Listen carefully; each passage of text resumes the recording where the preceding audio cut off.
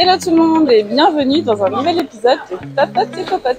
Aujourd'hui je vais retrouver mon invitée qui s'appelle Sarah, qui a d'ailleurs une chaîne YouTube que je vous recommande. Je pense qu'elle va nous en parler plus en détail. Et pour ceux qui me rejoignent, je suis Caroline, Appétit Libre sur Instagram. Je teste des restaurants en compagnie d'invités qui me parlent de leur rapport à l'alimentation. Et aujourd'hui on va tester un restaurant qui s'appelle Extraction Coffee Shop avec Sarah. Et je vous emmène avec moi.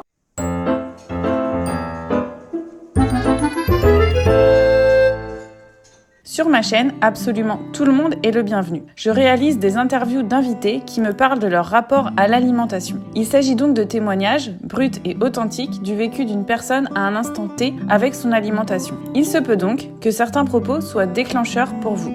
Donc me voilà devant Extraction Coffee Shop, mais attention, il ne faut pas se faire prendre au piège, c'est écrit motorcycle sur la devanture.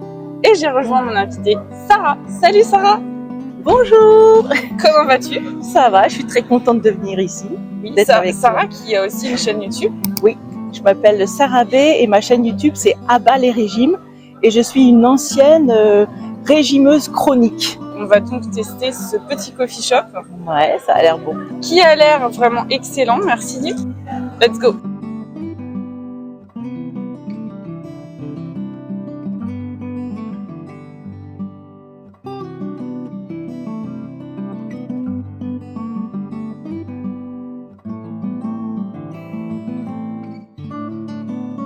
Il va falloir sortir les lunettes de vieille. Ouais. Je suis 50 ans, je suis la doyenne de YouTube. Hein. Je précise dans les trucs alimentaires. Ah oui, dans les trucs alimentaires, je suis la plus vieille. J'ai l'impression qu'il faut parler fort, mais en fait non, puisque le micro il est là.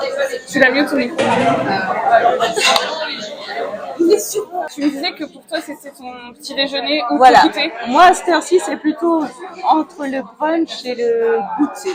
Ouais. Le petit déjeuner et le goûter. Ouais, mais moi Parce que je me lève super tard. Vu la carte, il y a des trucs salés qui ont l'air très bons, mais je pense que je vais prendre du sucré aussi. Notamment le pain perdu, parce que moi je suis fan de pain perdu. Mais on se fera goûter si tu veux, non? Ouais, avec plaisir. Le pain perdu banane flambée au rhum et glace vanille. Je prends ça parce qu'il y a de la glace vanille. Ça a l'air pas mal. Et moi, je vais prendre les pancakes américains avec une orange pressée. Ah mais du coup c'est salé. Œuf au plat, bacon et sirop d'érable. Alors, je pensais plutôt aux pancakes genre normal sucré quoi. Ah, pancakes aux fruits. C'est ça Ah oui, que j'ai d'accord. vu. Moi je vais quand même prendre le chocolat chaud parce que je pense qu'il faut goûter le chocolat chaud, même s'il fait super chaud. Alors Sarah, merci parce que depuis le temps que tu devais venir et que je voulais que tu viennes parce que j'adore tes vidéos YouTube. Oui. Depuis le temps et que tu n'osais pas au départ. Qu'est-ce qui Je t'a sais fait pas au changer départ. d'avis? Ce qui m'a fait changer d'avis, c'est que j'ai vu qu'il y avait plein de gens qui venaient et que ça se passait super bien, y compris ta fille. Et quand j'ai vu Alice venir et que ça se passait bien avec elle, je me suis dit, attends, si Alice l'a fait, je peux le faire quand même. Même si je suis timide, je peux le faire. Et pourquoi tu as choisi ce resto-là? Parce que je me lève très tard, en fait. Là, c'est ton premier repas de la Là, journée. c'est mon premier repas de la journée. Du coup, j'ai jamais très faim à l'heure du déjeuner parce que je me lève à pas d'heure. Je voulais quelque chose qui fasse style petit déjeuner. Mais t'as pas faim quand tu te réveilles en fait. Enfin, j'ai faim, mais pour un petit déjeuner, pas pour un grand déjeuner. Pas tout de suite à mon réveil. Tu vois, là, je viens de me réveiller. En fait. J'ai un peu honte de dire que je me suis réveillée il y a pas longtemps. Du coup, j'ai envie d'un truc de petit déjeuner ou de goûter. J'ai pas faim au point de manger un grand déjeuner. Mais j'aurais faim tout à l'heure. En fait, je suis décalée. J'aurais faim vers 5h de l'après-midi. En fait, j'ai faim un peu en dehors des heures normales de repas. Mais c'est vrai que depuis que je mange intuitivement, bah, du coup, je mange quand j'ai faim. Donc, ça tombe pas forcément aux horaires classiques des repas. Tu te réveillais aussi tard avant quand tu étais dans la maladie ou pas? Oui, ça c'est parce que je travaille pas. Tu te levais pour manger ou pas? Non, tu te levais quand même à l'heure que tu voulais. Et... Oui, c'était pareil, c'est juste mon déjeuner c'était à 5h, mon dîner c'était à 11h, en fait tout était décalé. Mais ça revenait au même finalement. Tu as choisi ça parce qu'il y avait à la fois des trucs sucrés. Ça faisait un peu petit déjeuner. Ouais, Quand j'ai vu les pancakes avec les fruits rouges en photo, je me suis dit, oh là, ça a l'air trop joli, j'aimerais manger ça. Mais je pense que pour un petit déjeuner, c'est copieux quand même. Enfin, le petit déjeuner que tu fais chez toi, il est pas comme ça. Oui, c'est clair. Chez moi, je mange pas ça. Je mange une tartine de petits biscuits et tout ça. Mais là, je me suis dit, bon, comme c'est la chaîne de Caroline, on va manger un peu plus. Et ça va être très bien aussi. Après, le temps de venir, t'as eu le temps d'avoir faim. Oui. Parce que t'as mis faim.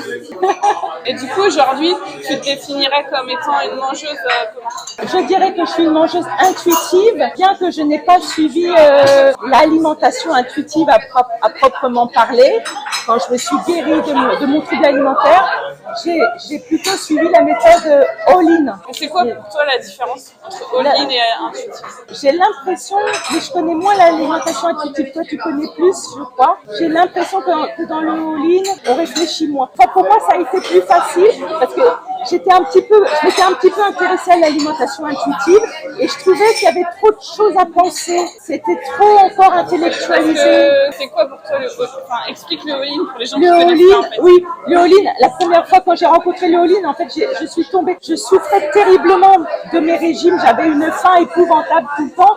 J'étais pas bien, j'étais obsédée par la nourriture. J'étais partie en vacances avec mes cousins et eux, pendant qu'ils profitaient des vacances, moi je pensais qu'à la nourriture. Je faisais des compulsions la nuit. Enfin, j'en pouvais plus de mes régimes en fait. Et je regardais sur YouTube comment faire pour... En fait, c'est parce que mes régimes en plus ne marchaient plus. Donc mon métabolisme était complètement ralenti. Donc j'ai cherché sur YouTube comment augmenter son métabolisme. Et je suis tombée sur les vidéos de Stéphanie Buttermore. Comme je parle bien anglais, justement, elle voulait soigner sa faim extrême. Elle en pouvait plus elle aussi de ses diètes, etc. Et elle voulait augmenter son métabolisme et retrouver ses règles. Du coup, j'ai regardé ça et pour te dire la vérité, au début, je me suis dit mais elle est complètement barge quoi. Ça consistait en quoi alors? En fait, c'est une fille qui s'est dit je souffre trop de mes diètes donc je vais lâcher le contrôle et je vais manger tout ce que je veux autant que je veux quand je veux sans aucune restriction pour guérir, pour sortir de cette souffrance, de cette faim extrême, de ma mauvaise santé, de mon obsession pour la nourriture, etc. Et moi, c'est marrant parce que tu vois, moi, l'alimentation intuitive, je l'ai pris comme ça en fait. C'est parce que l'alimentation intuitive, elle est adaptée à toi. Et moi, dans mon cas, si j'écoute mon corps, c'est ça que je dois faire. Oui, sans doute que ça doit revenir au même. En fait, le all-in, c'est bien pour les gens qui n'arrivent pas à admettre qu'ils doivent manger tout le temps. Enfin, tu vas manger tout le temps. Manger énormément. Mais moi, je savais, l'alimentation intuitive, si tu t'écoutes vraiment, tu fais du all-in en fait. Oui, en fait, je crois que ça revient au C'est même. juste qu'il y a des gens qui ont besoin d'un cadre. Et du coup, ça les rassure de se dire, oui, le all-in, il faut que tu manges toutes les 3 heures, il faut que tu manges, que tu lâches tout le contrôle, que tu réfléchisses pas. Alors qu'en fait, l'alimentation intuitive, elle te fait faire ça, en fait, quand tu as été en régime chronique. Oui. En fait, elle te le fait faire, mais elle te le dit pas clairement. C'est ça qui est compliqué. En fait, il y avait des petites choses dans l'alimentation intuitive qui, personnellement, me compliquaient plus. Ouais. Par exemple, il fallait... Parce qu'à mon avis, tu n'avais pas été vers les bons comptes. Oui, voilà. Dès que j'ai été voir les bons comptes, en fait, j'ai compris que dans mon cas personnel, l'alimentation intuitive, c'était ça. C'était lâcher tout le contrôle et manger jusqu'à rassasiement. Et dans mon cas, c'était énorme. Finalement, j'ai fini par comprendre ce qu'il fallait que je fasse. Et qu'il fallait lâcher prise, surtout. Ça t'a pas fait peur? Ça m'a fait super peur. C'est super flippant. J'ai fait ça pendant le confinement. Alors, il paraît qu'il y a des gens qui ont eu des troubles alimentaires pendant le confinement. Moi, je me suis soignée de mon trouble alimentaire pendant le confinement. Parce que c'était idéal, tu vois. J'étais seule, je voyais personne. Je pouvais manger comme je voulais. C'était formidable. Ça m'a fait super peur. Je me suis dit, qu'est-ce que je fais? Mais je suis complètement barjot. Et en même temps, j'ai eu l'impression que c'était mon corps qui m'a sauvée. Je ne pouvais plus continuer dans mes régimes. Je souffrais trop, j'en avais marre, je craquais de plus en plus souvent. Et en fait, j'ai eu l'impression que mon corps attendait un prétexte, le confinement, pour enfin lâcher. C'est comme si mon corps, il était allé manger tout seul. Et que mon cerveau, il était un peu comme dans les crises de boulimie, qu'il était en pilotage automatique. Tu vois, j'étais comme un peu anesthésiée. Et je voyais mon corps qui mangeait. Et je me disais, mais t'es complètement cinglée, tu vas grossir, t'es folle, arrête. Et j'arrêtais pas. Je continuais. Le lendemain, je continuais. Et il y avait quelque chose en moi qui me disait, mais continue, c'est ça qu'il faut faire. Et ça a duré combien de temps? Jusqu'à maintenant, j'ai jamais arrêté de manger à ma faim. Tu vois, j'ai jamais arrêté. Sauf que j'ai eu une faim extrême qui s'est réveillée. Je savais pas ce que c'était, donc du coup c'était assez monstrueux. Je me suis dit, c'est quoi ce truc-là, ce tsunami qui m'arrive? J'avais une faim, mais c'est indescriptible. T'as continué à manger la même quantité ou t'as diminué un peu? À partir du moment où on lâche le contrôle, on laisse le corps faire, tu vois. Donc du coup, j'ai pas diminué, j'ai rien fait. J'ai laissé mon corps manger. Oui, mais objectivement, tu penses que la quantité de... T'as mangé pareil jusqu'à maintenant? Ah non. J'ai dû manger, c'est une estimation, parce que je comptais plus les calories. À mon avis, j'ai dû manger entre 8000 et 10 000 calories par jour. Je te jure, je pensais même pas que c'était possible. Oui, mais du coup, au début, là, c'est plus le cas maintenant. Non, maintenant, voilà, je rassure. Donc, ça veut dire là, que ta faim, elle a diminué. Ma faim a diminué. Ça fait 3 ans que je suis en rétablissement maintenant. Mais du coup, ça a duré combien de temps cette phase? Cette faim extrême-là, elle a duré quelques semaines, genre 8 à 10 000 calories. Et puis ensuite, ça a diminué progressivement, mais ça continuait d'être énorme pendant 1 an. J'ai mangé de façon énormément pendant 1 an, mais j'aurais jamais pu croire que je pouvais manger autant que ça. Mais en fait, c'était logique, c'est parce que je rattrapais mon déficit énergétique. Je m'étais tellement affamée les années d'avant à cause des régimes que en fait, mon corps, il avait rien oublié. Quoi. Il me présentait l'addition et il me disait, ben voilà, maintenant, C'est les dettes. tu dois rembourser. Et j'étais super contente d'être en confinement, je peux dire, parce que j'aurais jamais osé manger comme ça devant mon père ou devant ma famille. Et du coup, t'as passé combien de temps de ta vie au régime?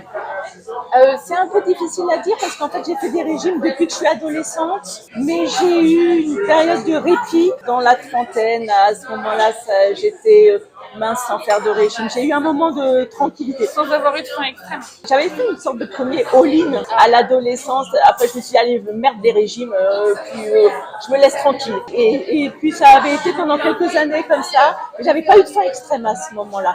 Donc, mes régimes devaient être moins intenses. Il y avait eu moins d'années, quoi. Ouais, il y avait eu moins d'années.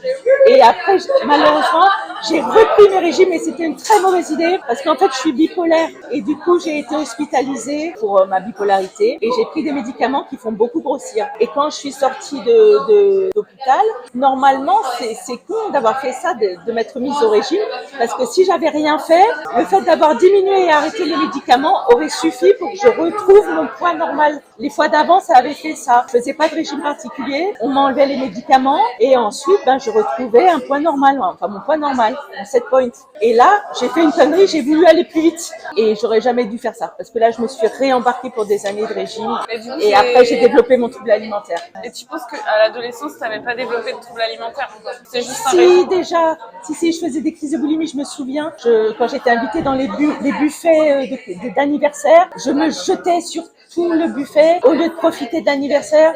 J'ai de la peine pour moi-même à cette époque-là parce que je ne faisais pas le lien entre le fait que je faisais ces régimes, entre mes restrictions et mes compulsions. Il y a tellement de gens qui font pas le lien. Il y a tellement de gens qui font pas le lien. Et en fait, quand tu prends conscience que c'est normal, en fait, tu prives ton corps de calories dont il a besoin, donc c'est normal que quand il a accès. Je comprends pas qu'on comprenne pas. En fait, les gens se remettent en question. Les gens se remettent en question sur leur volonté. Je pense que dans notre société, l'alimentation, c'est pas vu comme un besoin vraiment vital. C'est trop vu comme un truc à contrôler. On surestime notre contrôle. On pense que tout dépend de nous. En fait, on pense qu'on a le contrôle total sur ce qu'on mange, alors qu'en fait, finalement, on l'a pas. Non, c'est une illusion, le contrôle. On l'a pas. Le contrôle, il tient un temps, mais en fait, quand le contrôle, il tient trop longtemps, c'est que tu es dans l'anorexie, en fait. Justement, quelqu'un de normal, il fait des crises de boulimie. Pour moi, c'est la normalité. En fait. C'est justement de tenir le contrôle qui, pour moi, n'est pas normal. C'est pour ça aussi, au moment de ma faim extrême, là, au moment du confinement,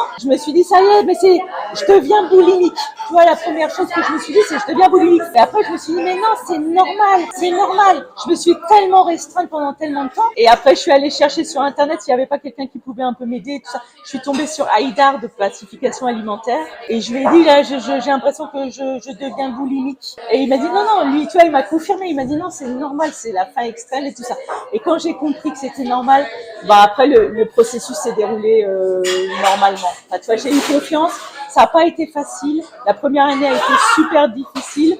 Mais je savais que j'allais dans la bonne direction. Quand tu parles de régime, tu as des exemples, tu as suivi quoi comme régime par exemple? Weight Watchers, c'est Weight Watchers qui m'a donné mon trouble alimentaire parce que avant ça, t'as jamais fait de trucs entre guillemets plus drastiques où t'élimines des catégories d'aliments? Ah si, j'ai dû essayer toutes sortes de régimes, y compris les trucs genre slim fast. Je suis passée par ce par quoi tout le monde passe, je crois, toi, genre j'ai tout essayé, le jeûne intermittent, là récemment. Pour toi, c'était quoi le pire régime? Weight Watchers. C'est Weight Watchers qui m'a foutu mon trouble alimentaire. Et c'était Weight Watchers ancienne édition ou la nouvelle, censé être le rééquilibrage alimentaire. Oui, et ça marchait pas sur moi. Du coup, je restreignais encore plus. Mais là, j'avais mon métabolisme qui était bloqué. Je savais pas. À la fin, c'était vraiment clairement de l'anorexie. De l'anorexie dans un corps plus gros. C'est ça qui fait que c'est un peu compliqué parce que j'ai appris après qu'on pouvait souffrir d'anorexie dans un corps plus gros. Ah oui. Et mais moi je savais pas, tu vois, donc j'ai appris ça au fur et à mesure en faisant mes recherches sur internet, et que ça s'appelle l'anorexie atypique. D'ailleurs j'en parle après dans ma chaîne YouTube, parce que je me suis dit c'est important. On peut mettre le lien pour ma chaîne YouTube, parce que je me suis dit c'est super important, comme je parle bien anglais, je me suis dit il faut absolument que toutes ces informations elles soient traduites en français sur YouTube, tu vois. Mais tu fais un super travail parce que moi franchement beaucoup de ce qui m'a aidé en fait c'était des contenus anglophones. Il y a 2-3 ans il y avait beaucoup de contenus anglophones. En France il y avait rien. En français il y avait l'alimentation intuitive, mais il n'y avait pas le all-in, il n'y avait pas la faim extrême, tout ça. Moi je connaissais pas Instagram, c'est grâce à toi en fait que j'ai connu Instagram. C'est Haïdar qui nous a fait nous rencontrer, et après j'ai fait un interview avec toi. Tu m'as expliqué comment fonctionnait Instagram, parce que j'étais complètement perdue, tu te souviens, quand on a fait le live. Et puis après j'ai vu qu'il y avait plein de trucs heureusement sur Instagram. J'ai trouvé que sur YouTube il y avait pas grand chose quoi qui expliquait le all-in, le rétablissement, comment on se rétablit d'un trouble alimentaire. Je trouvais qu'il y avait rien. Donc là moi je me suis sentie un peu obligée. Je me suis dit attends, j'ai des journées très libres, je peux faire ça quoi. Je peux apprendre le montage, et je peux faire une chaîne qui explique comment faire pour se sortir de nos troubles alimentaires. Qu'il faut pas avoir peur, la faim extrême. Y compris quand on a des crises de boulimie. Oui, que la boulimie justement c'est pas, enfin on appelle ça boulimie, mais on peut appeler c'est un début de guérison. En fait c'est de la guérison. Quand on commence à voir la boulimie comme de la faim extrême, on change de vision sur les troubles alimentaires. Ce qui est compliqué, c'est que pas mal de gens, quand ils sont dans les TCA et qu'ils ont des crises de boulimie, bah, ils ressentent plus vraiment la faim, la vraie faim, tu vois, la faim de l'estomac. Et du coup, ils pensent qu'ils mangent pas par faim. Mais en fait, si. Oui, c'est juste qu'ils n'arrivent plus à la ressentir. Waouh, merci. C'est très joli.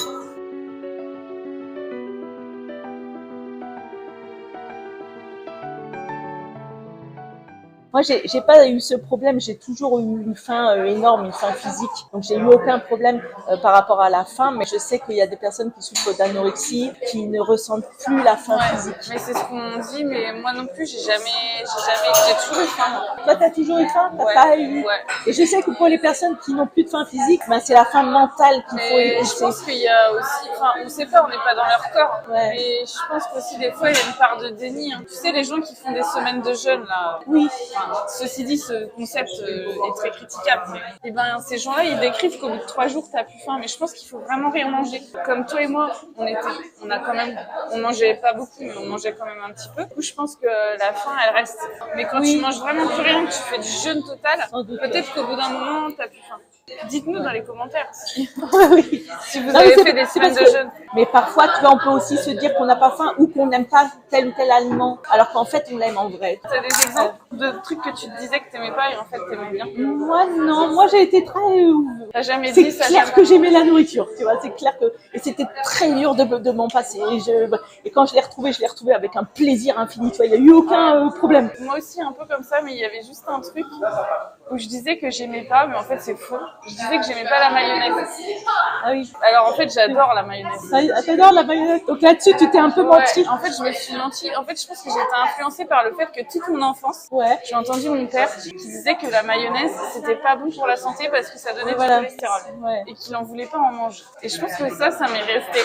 Oui. Et je me suis auto-convaincue que j'aimais pas la mayonnaise. Alors en fait, je trouve ça très très bon. Finalement, c'est vachement vrai. Oui, enfin, pas à manger à la petite cuillère, on est d'accord. Mais dans un sandwich ou avec des frites. Oui, ou sur des œufs durs, c'est bon. Ouais, voilà, avec du thon. J'ai remarqué que la mayonnaise, ça a été une des dernières fear food que j'ai réintroduit. Moi, c'est frites mayo. Non, mais moi, une des pires fear food, c'est pas la nourriture, c'est les boissons. Oui, les sodas, moi aussi. Ça, c'était les trucs vraiment. Dans une boisson, je vais goûter ça. J'ai même encouragé les personnes qui sont en faim extrême à boire du soda. Alors là, ça a fait crier des tas de gens. Mais tu sais, quand on est en faim extrême, tout est bon, quoi. Quand on est en faim extrême, le soda, c'est pas mauvais. C'est le sucre, c'est de l'énergie. Si t'en as envie, si tu préfères le lait ou les yaourts à boire, à introduire des boissons caloriques parce que ça calmait plus vite la faim extrême, tu vois. Ah, le mieux, c'est les milkshakes. Les milkshakes, c'est une bonne idée. Ça cale. Ah bah voilà. Waouh, merci. Ah, c'est gros. Ah bah c'est comme sur la photo. Ah merci.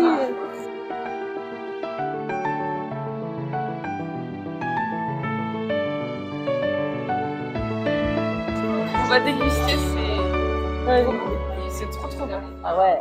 Si tu veux goûter? Ah oui. Toi, tu veux goûter? C'est beau avec les fleurs. Et évidemment, ça affole un peu les gens, tu vois, quand on dit qu'on mange tout ce qu'on veut, autant qu'on veut, comme on veut, comme tu sais. Mon père, il était quand même un petit peu affolé quand je lui ai dit ça. Il dit, mais quand même, ma chérie, tu peux pas manger n'importe quoi, etc.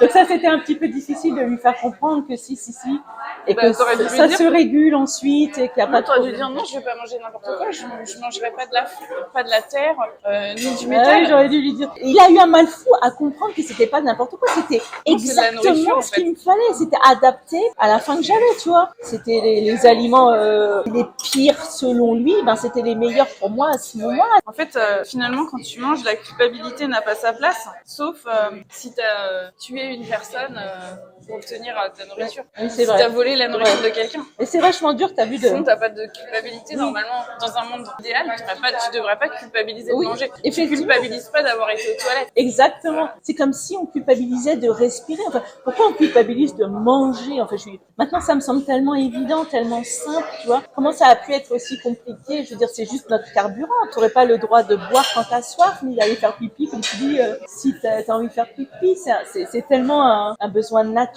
On n'aurait pas le droit de combler un besoin naturel sans culpabiliser. Et plus je guérissais, plus je me disais, mais finalement, je vais très bien. C'est pas moi le problème, c'est la société qui est complètement malade.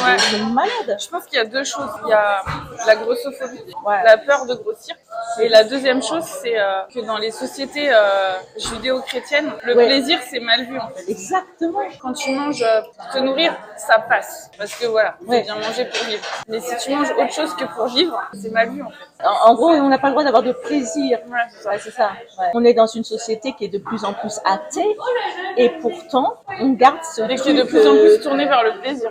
Oui, et pourtant, on garde ce truc qui est issu de la religion, enfin de la religion dans son mauvais côté, quoi, le côté, le péché de gourmandise, etc. Le paradoxe, c'est qu'on est de plus en plus baigné dans le plaisir immédiat.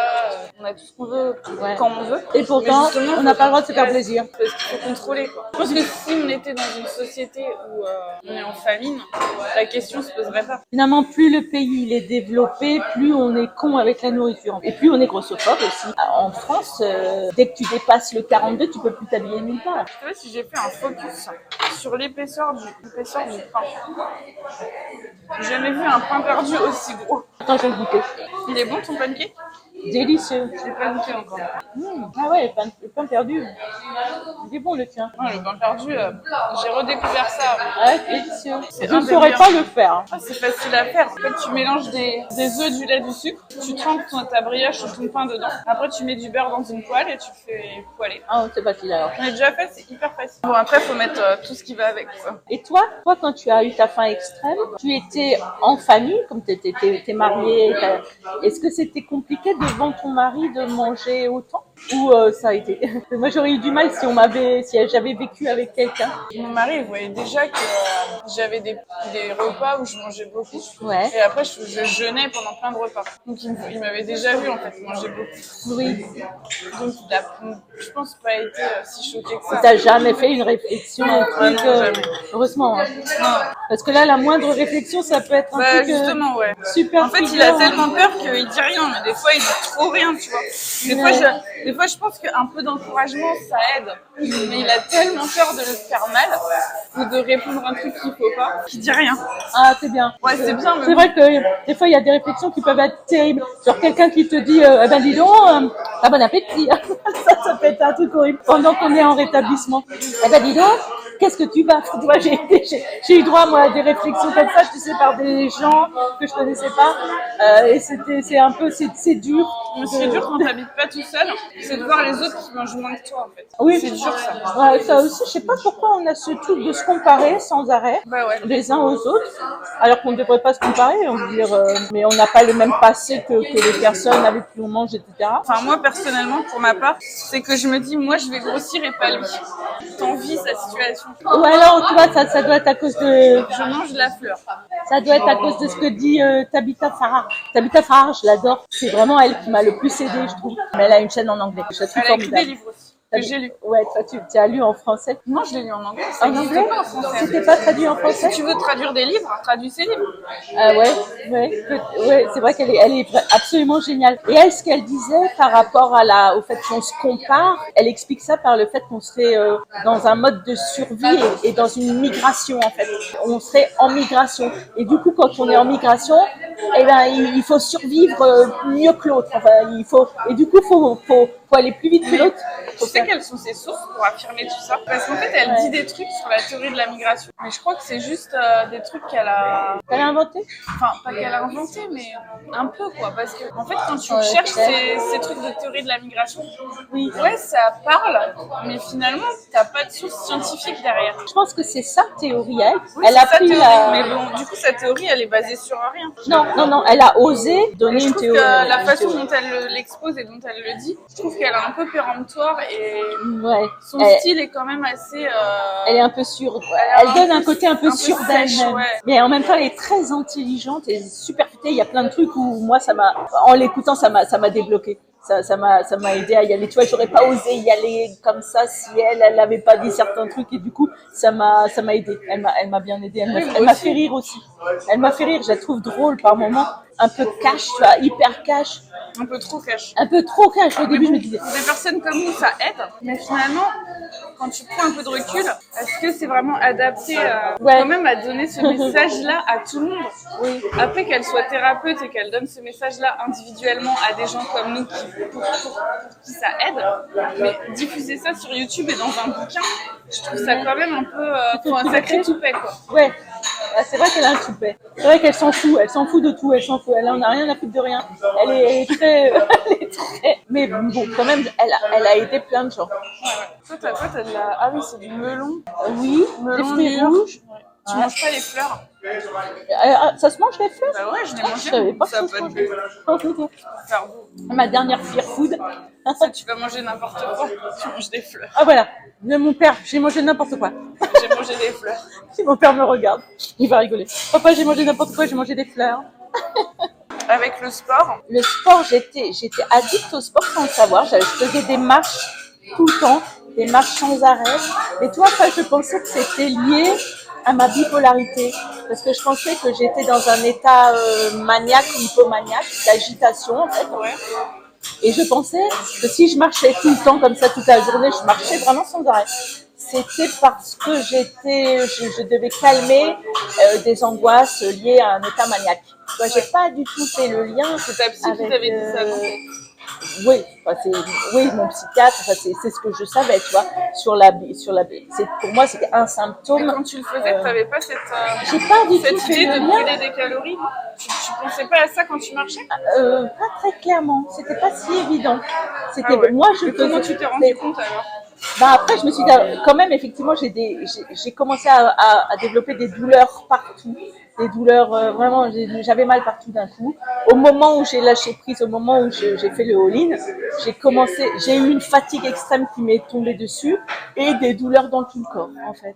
Et là, je me suis dit, peut-être que mon corps est en train de me signaler que là, il faut aussi que je me repose, tu vois. C'est toujours en cherchant sur les chaînes américaines, je suis tombée sur une youtubeuse américaine et je lui ai dit, qui avait fait aussi le all-in, et je lui ai parlé de la marche. J'ai dit, est-ce que la marche c'est aussi du sport? Elle m'a dit, ah oui, absolument. Il faut absolument arrêter, même la marche, pendant le all-in. Ce que je savais pas. C'est dommage parce que j'ai arrêté assez tard. J'ai continué à marcher même. Du coup, t'as pas eu de culpabilité? Enfin, tu l'avais vécu comment d'arrêter la marche? J'ai pas eu trop de problèmes. À partir du moment où on m'a dit qu'il fallait arrêter complètement. Mais du coup, est-ce que tu penses vraiment que tu étais addict au sport pour des raisons de brûler de calories? Peut-être pas, puisque j'ai pas eu trop de mal à arrêter. Bah oui, peut-être que c'est je vois des personnes qui ont énormément de mal à arrêter. Moi, j'ai énormément de mal. Toi, t'as eu énormément de mal? Ouais. Parce que moi, dans ma tête, c'était associé au fait de pouvoir manger, tu vois.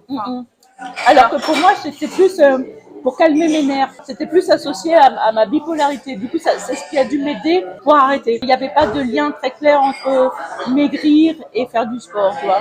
Et en plus, j'étais si fatiguée et j'avais tellement mal que franchement, j'attendais que ça, de pouvoir me reposer, de pouvoir arrêter. Mais en fait, j'étais super fatiguée et quand j'ai arrêté de marcher, là, la fatigue extrême m'est tombée dessus, encore pire. J'ai eu une fatigue énorme à ce moment-là. Mais c'était tellement cohérent que mon corps récupérer ses forces, que je me suis dit, bon allez, ne te sens pas coupable, profites-en.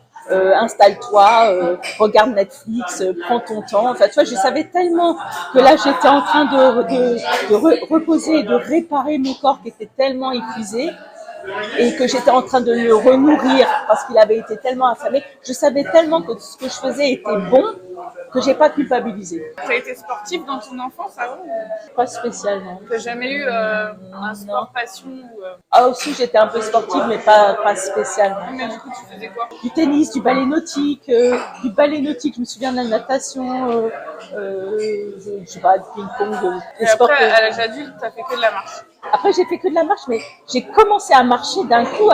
Tu sais, c'était un peu comme dans Forrest Gump. Tu vois, un jour, je me suis levée, j'ai marché, j'ai pas arrêté de marcher, comme dans Forrest Gump. Mais je sais pas, ça correspond à la migration de Tabitha Farah, quand même, tu vois, ça colle. Ça colle avec les régimes. Avec les régimes, à mon avis, c'est parce que j'étais en déficit énergétique et j'ai commencé à migrer, tu vois. Et ça te donnait de l'énergie que tu n'avais pas, en fait. Mais moi, j'ai pensé que c'était dû à mon état maniaque. Oui. Tu vois. Mais des fois, quand tu es sous-alimenté, tu es super fatigué, tu n'as pas d'énergie. Ouais. Et le fait de t'activer, ça te donne de l'énergie. Oui, voilà, c'était une énergie nerveuse. À la fois, j'étais super épuisée. Je fais des bêtises. Et en même temps, je marchais de façon automatique, tu vois. La théorie de la migration, alors tu l'expliques comment? Enfin, pour ceux qui connaissent pas. Je sais que tu as fait une vidéo, allez voir la vidéo sur la chaîne YouTube, mais si tu veux en 2 mots résumer le concept. Certaines personnes, et pas seulement les êtres humains, les animaux aussi, les rats, ça arrive aux rats notamment. Certaines personnes, si on les met en déficit énergétique, et ben leur mode de défense, de survie, ça va être de migrer, ça va être de marcher, de courir, d'où l'addiction au sport qu'ont beaucoup de personnes qui ont de l'anorexie. En fait, l'idée, c'est de décamper de l'environnement où elles se trouvent, parce qu'en fait, le corps s'imagine qu'il est dans un environnement où il n'y a rien à manger. C'est la famine. Ouais, c'est la famine, c'est la disette. Il croit qu'il est dans une période de disette ou de guerre, et du coup, il se met à bouger pour partir de là, pour aller dans un environnement, comme dans les migrations des animaux, dans un environnement où il y a plus à manger. Donc, tant qu'on ne se nourrit pas, le corps s'imagine qu'il est en migration. D'accord. Mais c'est intéressant que tu dises que ça touche aussi les animaux parce que c'est vrai que c'est une théorie qui est un peu dure à avaler quand tu sais qu'aujourd'hui on a des applications pour savoir combien de calories tu as brûlé en marchant et que du coup tu te dis est-ce que vraiment tu marches parce que c'est biologiquement que tu es en déficit calorique donc tu es en train de faire la théorie de la migration ou est-ce que c'est plus mental et que tu te dis que tu vas brûler les calories de ton repas. Tu vois, moi j'avais vraiment l'impression que si j'avais pu ne pas bouger, j'aurais pas bougé. C'est juste que moi dans ma tête, il fallait que je brûle des calories, tu vois. Ouais. Mais bon, la théorie de la migration, elle m'a quand même touchée. Ça t'a parlé. Comment ça se fait qu'on s'agite comme ça quand même? Toi, c'était pour brûler des calories. Ce qui m'a parlé, c'est plutôt l'arrêt de la migration. Quand elle explique qu'est-ce qui se passe quand tu arrêtes, quand tu commences à remanger. Et c'est là que tu te rends compte que tu es super fatigué. Voilà, les douleurs partout, la fatigue. Tu es fatigué, t'as plus envie de bouger. C'est vraiment, tu es encore plus fatigué que quand tu mangeais pas. C'est ça qui m'a marqué parce que je me suis reconnue là-dedans. Et c'est pour ça que moi au début j'étais perturbée parce que je me disais attends, je commence enfin à me renourrir, je prends soin de moi enfin et c'est maintenant que je me sens complètement crevée et que j'ai mal partout alors que quand je marchais tout le temps et que je me nourrissais pas, j'allais très bien. C'est paradoxal en fait. Ouais, je me dis merde. Je mange plus et je devrais avoir plein d'énergie. Et oui, et j'étais complètement épuisée, mais il y a eu des moments où j'étais tellement épuisée que j'arrivais à peine à me lever de mon lit, tu vois. Donc je me suis dit mais qu'est-ce qui m'arrive?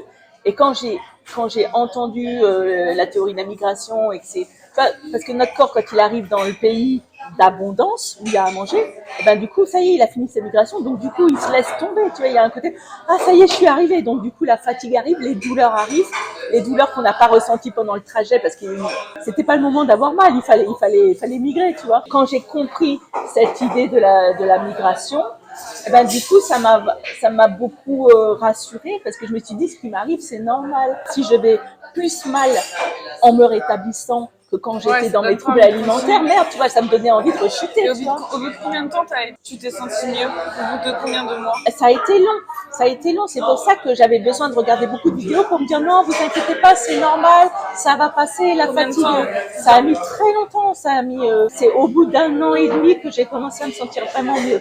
Au bout d'1 an et demi de rétablissement. Avant Pour ça, combien d'années de régime? je sais pas exactement parce que j'ai pris, j'ai arrêté, j'ai repris. Donc tout au long de ma vie, il y a eu des années où j'ai pas fait de régime. 10 ans peut-être. Longtemps. En tout cas, j'ai fait beaucoup de conneries avec mon corps. Je suis désolée pour mon pauvre petit corps. Je lui ai fait beaucoup de mal. Donc c'est normal, c'est proportionnel à tout le mal que je lui ai fait. J'avais pas mal de trucs liés au rétablissement où je me disais merde, à quoi bon se rétablir si ça va plus, si ça va moins bien maintenant. J'avais besoin de voir des vidéos qui me disaient non non c'est normal, ça va passer. Et effectivement c'est passé et maintenant ça va mieux, tout va mieux. Les trucs les plus fous que t'as fait du coup pendant ton rétablissement? Je me suis mise à pleurer sinon pendant mon rétablissement à un moment. En fait, si j'avais pas eu toutes ces vidéos américaines pour me dire non c'est normal, je me serais découragée. C'est pour ça que je me suis dit il faut absolument que je fasse une chaîne YouTube pour dire aux gens qui se lancent là-dedans que c'est normal, il faut pas se décourager, ça va passer, il faut être patient, etc. Tu vois. Parce que là aussi je me suis mise à pleurer à un moment, j'ai pleuré mais j'arrêtais pas de pleurer. Je me suis dit mais qu'est-ce qui m'arrive? Je regardais le moindre petit truc à la télé, j'étais en larmes tout le temps, etc. Je comprenais pas ce que j'avais et là aussi c'est normal parce que quand on lâche prise sur le contrôle alimentaire, ben en fait on lâche aussi prise sur le contrôle des émotions où on explique aussi ça par le fait que quand on est au régime, on a très peu d'énergie, donc on va pas dépenser de l'énergie pour les émotions. Tu vois, les émotions, c'est pas important.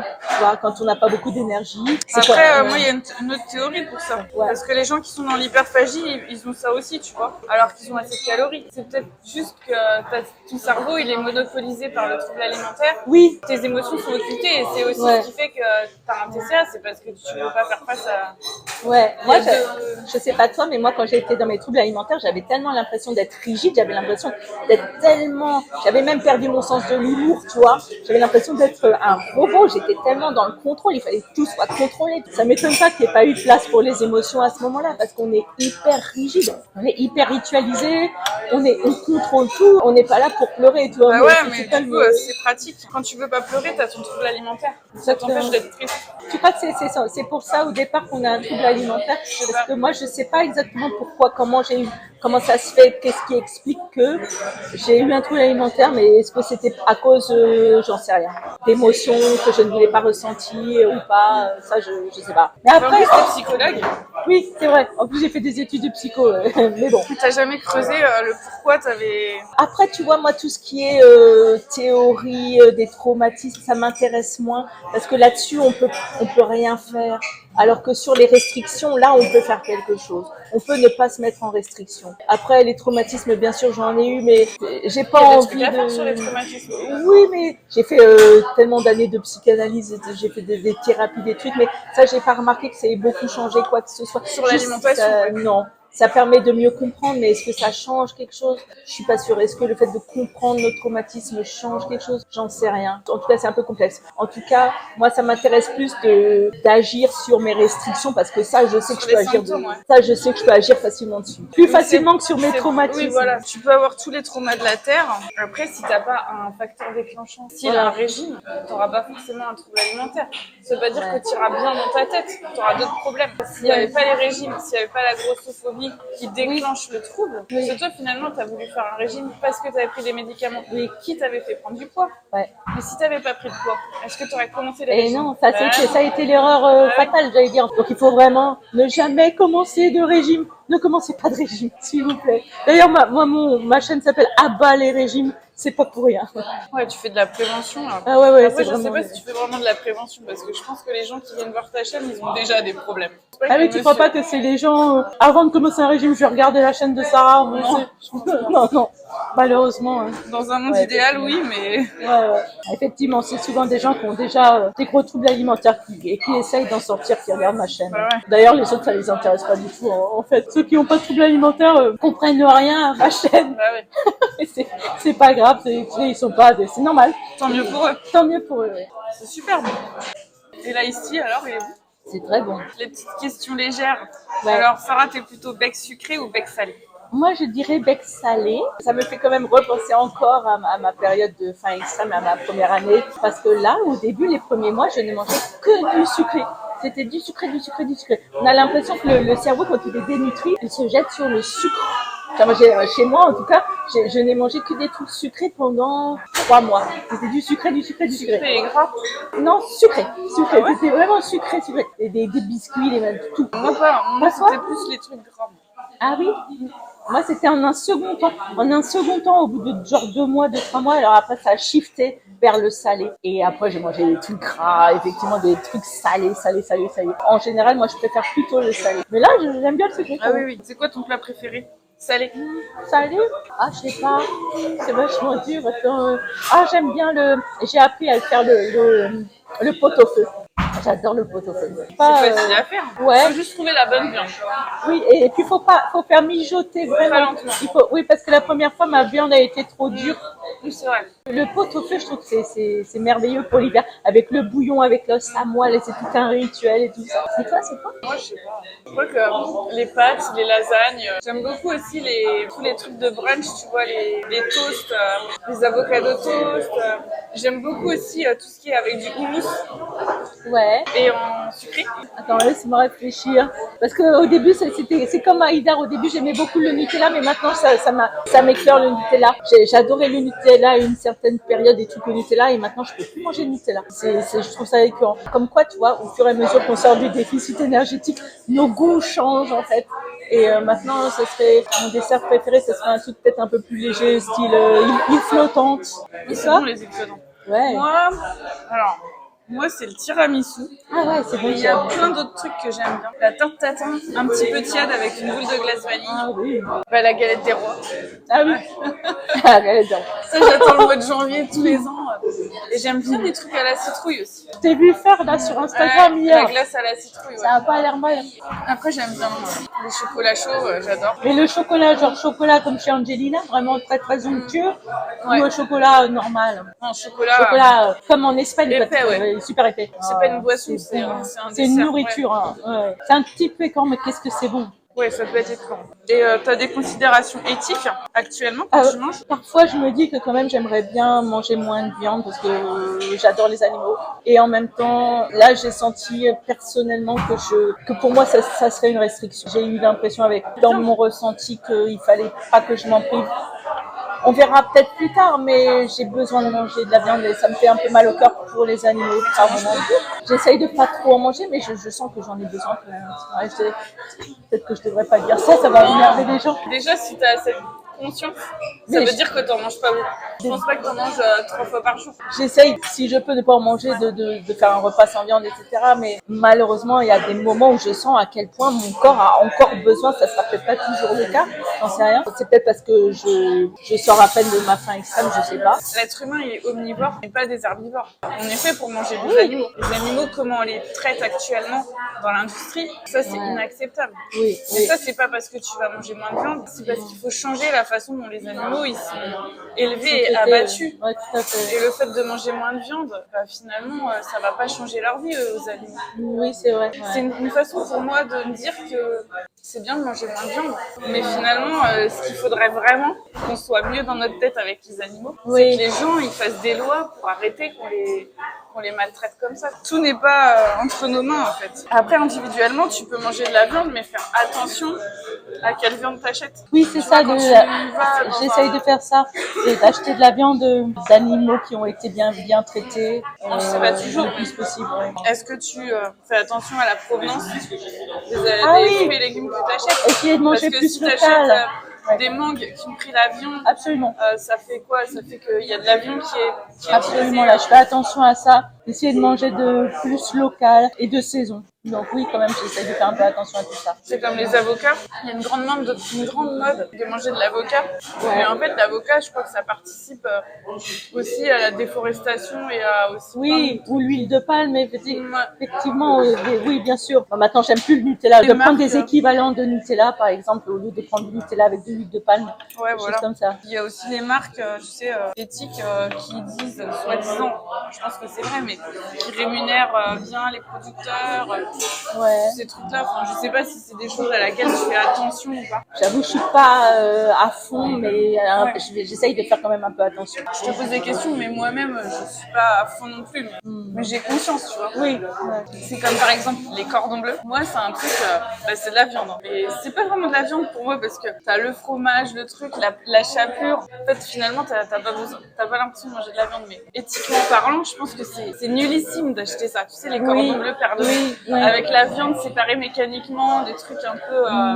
Mais n'empêche que si j'ai envie de manger ça, c'est trop une Madeleine de Proust pour moi, le cordon bleu. Moi, tu vois, je me privilégie, moi, c'est par rapport à mon établissement alimentaire. Je sais tellement que je dois pas être dans toute forme de restriction, que je dois honorer ma faim et mes envies, parce que ne pas manger ce dont on a envie, c'est aussi une forme de restriction. Donc du coup, je suis tellement consciente de ça que je me dis, bon, je suis désolée, mais là, je fais passer mon établissement et ma santé en premier. Disons qu'à envie égale, je vais pas prendre le cordon bleu, je vais prendre celui qui sera le meilleur éthiquement. Les bio. Merci beaucoup pour ton témoignage, Sarah. Merci beaucoup. Il y a un truc que t'as aimé tes pancakes? J'ai adoré. En plus, c'était super joli. La présentation était très très belle. Tu veux rajouter quelque chose? Ceux qui veulent sortir de leur trouble alimentaire ou de leur régime chronique, le rétablissement, c'est super flippant. Mais je vous jure que ça vaut la peine. Et qu'ensuite, on se sent tellement mieux mentalement, physiquement, et de passer de la haine de soi, de la destruction à l'amour de soi, c'est quelque chose que je souhaite à tout le monde. Oui, tu voulais rajouter le fait que dans ton établissement, tu as pris pas mal de poids. Oui. Tu veux dire combien de kilos tu as pris ou J'en sais rien parce que je me suis pas pesée, j'ai jeté ma balance. Je me souviens même... Mais tu as changé de taille de vêtements. Oui, bien sûr, j'ai dû refaire toute ma garde-robe. Avant ton rétablissement, tu avais un poids normal ou tu étais en surpoids? J'avais un poids normal. Donc tu n'étais pas victime de grossophobie? Non, pas du tout. J'avais un poids normal, mais j'étais pas en sous-poids. J'étais pas maigre, j'étais pas en sous-poids. Selon l'échelle de... Parce que quand on est en sous-poids, on t'embête aussi. Hein. Oui, c'est Sans vrai. poids. Ouais. C'est pas pareil, mais on t'embête aussi. Ouais. Mais alors, du coup, dans mon cas, j'ai dépassé, le rétablissement m'a fait être en surpoids. Je mets bien entre guillemets, surpoids selon l'échelle d'IMC, qui ne veut rien dire. C'est-à-dire que je pense, oui, je sais pas combien je fais, mais je suis certainement en surpoids, mais c'est mon poids de forme à moi. C'est-à-dire, c'est là où moi, je me sens bien. C'est mon set point, c'est mon poids naturel. Je pense que c'est mon poids naturel. À moins que je sois dans un overshoot et que ça parte plus tard dans les années à venir, j'en sais rien. Mais il est possible que, vu mon âge, je suis ménopausée, vu que mon père est un peu rond et qu'on est dans une famille un petit peu où mon hérédité est peut-être un peu ronde, etc. Il est possible que mon poids là soit mon poids définitif. Donc il est un peu au-dessus de la moyenne. C'est soit je m'accepte comme ça, soit je retourne dans un trouble alimentaire, tu vois. Oui, non, mais ce qui est intéressant, c'est que tu partages le fait qu'avec ce rétablissement, tu as connu la grossophobie. Oui. Donc ça a dû être un choc pour toi. Ouais, ça a été difficile parce que du coup, les gens n'ont pas trop compris ma démarche, contrairement à quelqu'un qui, j'imagine, comme toi, a dû partir d'un poids très bas pour arriver à un poids moins bas, là où tout le monde comprend la démarche, etc. Moi, j'ai pas eu le moindre soutien. Au contraire, ma famille a pas trop compris ma démarche. C'est plus compliqué parce que du coup, on n'a pas le soutien de notre entourage. Et en plus de ça, tu te prends aussi des remarques de gens qui te connaissaient pas d'avant, qui te voient pour la première fois maintenant, des fois même chez le médecin. Enfin, oui, j'ai eu des petites remarques, pas bien méchantes, mais oui, il a pu. Non, mais comme l'histoire de la bague. Ouais, l'histoire de la bague, effectivement, le bijoutier. Il y a une bijoutière qui m'a fait remarquer que j'avais des gros doigts. Et parfois, j'ai des petites remarques. Je vois qu'il n'y a pas toujours ma taille dans les magasins, etc. Donc, on me renvoie au fait que quand même, je dépasse les standards, etc. Ça a été dur à accepter, mais moi, maintenant, à présent, je m'en fous complètement parce que j'ai bien compris que c'était soit je suis dans un trouble alimentaire, soit je suis en bonne santé, tu vois. Donc, au bout d'un moment, est-ce que on veut privilégier sa minceur ou sa santé? Et moi, ma santé, surtout ma santé mentale, le rétablissement a été tellement important pour moi, ça a eu tellement d'impact sur ma santé mentale. J'ai retrouvé le sommeil, je n'ai plus d'angoisse, je veux dire, je vais tellement mieux mentalement que rien que pour ça, il y a plein de trucs de santé qui sont arrangés. Comme, par exemple, j'avais une maladie de rénaux, j'avais toujours des engelures en hiver. Il y a une liste de trucs de santé qui se sont arrangés. Tu t'en fous de ce que et du coup, Et puis à l'âge que j'ai, franchement, je cherche pas absolument à me marier dans l'année. Donc au bout d'un moment, je me suis dit, allez, on s'en fout. Ça, c'est une idée préconçue. Tu peux te marier dans l'année, même en étant Oui, grosse. t'as raison. Enfin, voilà, il n'y a aucun lien, mais aucun lien. Mais oui, non, Ça, c'est une vrai. furie Mais voilà, d'agressophobe. c'est encore un truc de la diète culture. Je suis désolée. C'est de la C'est un truc grossophobie de la diète culture. sous-jacente que tu ne... C'est horrible. J'ai eu encore une idée de Non, mais diète c'est pas culture. horrible, mais c'est normal. Ah ouais, tout n'est pas encore c'est tellement complètement ancré reformaté. dans nos têtes que... Et effectivement, j'ai appris qu'on peut être belle en étant plus ronde, qu'il n'y a pas qu'une façon d'être belle. On n'est pas obligé de faire du 36 pour être belle. Après, la beauté, c'est encore un autre sujet. J'ai appris complètement à relativiser tout ça, à m'aimer comme je suis, à m'accepter comme je suis. Et même s'il y a des fois où je me trouve pas forcément très belle, ben, je m'aime bien quand même. J'ai envie de prendre soin de moi. Si j'avais un enfant, ben, je m'en foutrais de quoi il a l'air. Je l'aimerais comme il est, tu vois. Donc pourquoi est-ce que je pourrais pas faire pareil avec moi? Je suis encore dans le processus, hein. Mais je crois que j'ai fait beaucoup de progrès et maintenant je me fous un peu plus de mon apparence et surtout ce qui compte pour moi, c'est d'être en très bonne santé physique, en bonne santé mentale. Donc même si parfois on ne me comprend pas très bien parce que j'ai pas été à un poids très maigre, qu'on ne comprend pas bien ma démarche, moi je sais pourquoi je l'ai faite, je sais d'où je viens, je sais les souffrances que j'ai traversées. C'est que la dénutrition, c'est pas écrit là, tu vois. Oui, voilà. En fait, t'étais peut-être en poids normal, mais t'étais en mauvaise santé physique. Exactement. J'étais à un poids normal, mais je crevais de faim à l'intérieur. J'étais obsédée par la nourriture. J'avais vraiment un trouble alimentaire à un poids normal. Parce qu'on peut être dénutri et gros. J'étais complètement dénutrie. J'allais super mal. Je ne pensais qu'à la nourriture. J'avais des compulsions tout le temps. Je craquais régulièrement, etc. J'avais tout perdu, le sens de l'humour. J'avais perdu ma forme, ma santé. J'étais tout le temps flippée. J'avais perdu le sommeil, etc. Donc là, maintenant, j'ai peut-être pris du poids, mais franchement, je m'en fous complètement. Merci, Sarah. Je t'en prie. Merci beaucoup, Sarah, pour ce petit goûter, déjeuner, petit déjeuner, dîner, brunch, tout ce que vous voulez. Alors bon, toi, c'est le début de ta journée. Moi, c'est la fin de ma journée. Est-ce que tu as apprécié? J'ai adoré. J'ai surtout adoré la discussion avec toi. J'ai trouvé que c'était vraiment passionnant. Mais franchement, ne passez pas à côté de cette petite adresse qui débute parce que y a des bonnes choses. Moi, j'ai adoré mon pain perdu. Où est-ce qu'on peut te retrouver? Ah oui, donc ma chaîne YouTube s'appelle Abat les régimes. Sarah B. Et il y a une petite Blanche-Neige en icône. D'ailleurs, pourquoi Blanche-Neige? Je sais pas pourquoi, parce que quand j'étais petite, je voulais qu'on m'appelle Blanche-Neige. Je sais, quand j'étais petite, je voulais qu'on m'appelle Blanche-Neige. Je me prenais pour Blanche-Neige. Malheureusement, ça marchait pas trop. Donc voilà, maintenant, enfin, j'ai réussi à ce qu'on m'appelle Blanche-Neige. Donc il y a Abat les régimes sur YouTube et sur Instagram. On mettra tes réseaux en description. Eh bien, merci d'avoir regardé cette vidéo jusqu'au bout. Si vous aussi voulez faire partie de mes abonnés, de mes invités, et aller manger un petit truc dans un resto avec moi et me parler de votre rapport à l'alimentation, n'hésitez pas à me contacter sur Insta ou en commentaire de cette vidéo. Et puis, n'hésitez pas aussi à liker la vidéo, à la partager, la commenter et à vous abonner surtout. On se dit donc à la prochaine vidéo. Bye bye.